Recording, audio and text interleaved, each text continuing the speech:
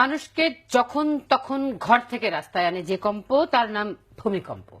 দিন নাই, রাত নাই, সকাল নাই, বিকাল নাই, হঠাৎ ঝাঁকুনি দিয়ে শরীরে তাই কাঁপুনি। মহাজ্ঞানী, বিশেষজ্ঞ, বিজ্ঞ, ওরা বুড়া, কেউই যেন নেই এর থেকে মুক্ত। তাই তো এই রিপোর্ট যুক্ত। দর্শক, আমার মনে হয় আপনারাও আমার সাথে অনুভব করতে পারছেন যে ঢাকা শহরে একটি ছোট্টখাটো ভূমিকম্প হচ্ছে।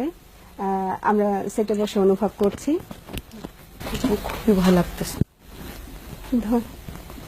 ভূমিকম্পের কাঁপুনিতে স্মরণকালে সেরা ঝাঁকুনি খেয়েছিলেন সঙ্গীত শিল্পী বিউটি। টেলিভিশনের সরাসরি অনুষ্ঠানে সঞ্চালক কাপাকাপিতে নিজের আসন ধরে রাখতে পারলেও আচমকাই চম্পট দেন ক্লোজ আপ ওয়ান খ্যাত বিউটি। শেষ করতে হচ্ছে, আবার দেখা হবে অন্য কোনো সময়।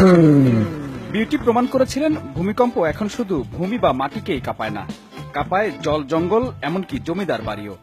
সেই সাথে তাল মিলে একটু বেশি কাঁপেন সাধারণ মানুষ। সম্প্রতি দেশে ঘটে যাওয়া ভূমিকম্পে যারা দুলেছিলেন, শোনা যাক তাদের কথা। এই সবশেষ যে ভূমিকম্পটি হলো, সেটি আসলে আপনি কিভাবে বুঝলেন বা সেটির অভিজ্ঞতা যদি একটু বলতেন। ও সেটা আর কি বলবো ভাই, আমি খুব ভয় পেয়েছি। আর ছাড়ো না কি, ওরা আর বলো না সে ভূমিকম্প যে কি হয়েছিল। ঘুম থেকে কেবল উঠেছি, বুঝছো, ঘুম থেকে উঠার সাথে সাথে মনে করো তখন 5টা বাজবে, তো 5টা বাজে, তো মনে করো আমি একজনকে ভাইবার একটা SMS পাঠালাম যে দেখো আমার ঘড়িটা কত সুন্দর, এই ঘড়িটা তোমার কেমন লাগছে, কেবল 5টা বাজে, হ্যাঁ, একটা ব্র্যান্ডের ঘড়ি। মনে করো ভাই বাথরুমে গেলাম, কমরে বসেছি, কিছু মনে করো না আর কি, এটা একটা পার্সোনাল কথা আর কি বলে ফেললাম। আমি ভয় পেয়েছি, তো যেই পানির ছিলকে আমার গায়ে এসে পড়লো, মনে করো আমি তো লাফাই বাথরুম থেকে বার হয়ে গেলাম। ঠিক আছে, বাথরুম থেকে বার হয়ে গিয়ে আমি আমার হাজবেন্ডকে বললাম যে এই তুমি উঠো, তাড়াতাড়ি উঠো, তাড়াতাড়ি উঠো, ভূমিকম্প হচ্ছে। ও মনে করো খালি পায়ে দৌড় মেরেছে, হ্যাঁ, রাস্তার মধ্যে খালি পায়ে যায় দাঁড়ায় আছে।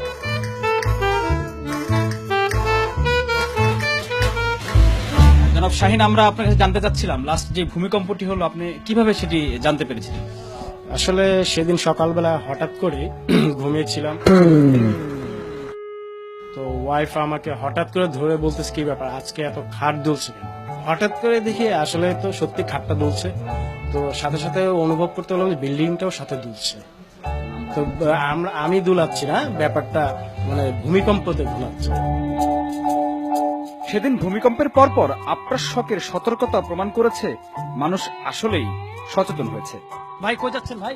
ভাই মসজিদে যাই নামাজ পড়তে। ভাই এখন তো নামাজের সময় না ভাই, একটু আগে যে ভূমিকম্প হয়েছে, জীবনে যেই পাপ করছি আল্লাহর কাছে মাপ চাই, আল্লাহ মাপ করে নেই। ভাই নামাজে যাই ভাই। ভাই এটা মাথায় দিয়েছেন কেন ভাই? ভাই একটু আগে ভূমিকম্প আপনি দেখেন নাই? নেপালে যেভাবে ভূমিকম্প হয়েছে, একটা পর একটা বিল্ডিং ভেঙে পড়েছে, চাপা পড়েছে, মানুষ মারা গেছে, কিন্তু আমি মারা যাই ভাই, মাথাটা তো চেপটাকে মারা যাওয়ার পরে যদি আমার লাশটা মুখটা দেখে চিনতে পারেন ভাই।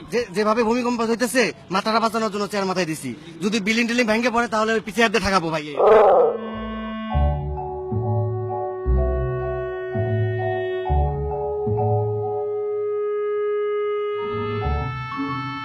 এতক্ষণ দেখছিলেন এবং শুনছিলেন ভূমিকম্পের সময় মানুষ আসলে কতটা আতঙ্কিত হয়ে পড়েন।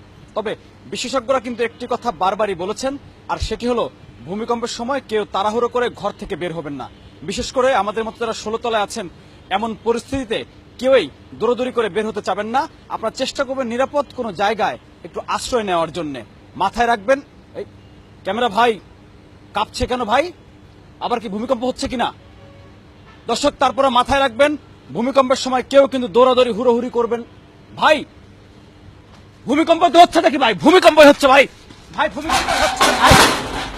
ভাই মিরাজ হোসেন গাজী, অমুক টেলিভিশন, ঢাকা।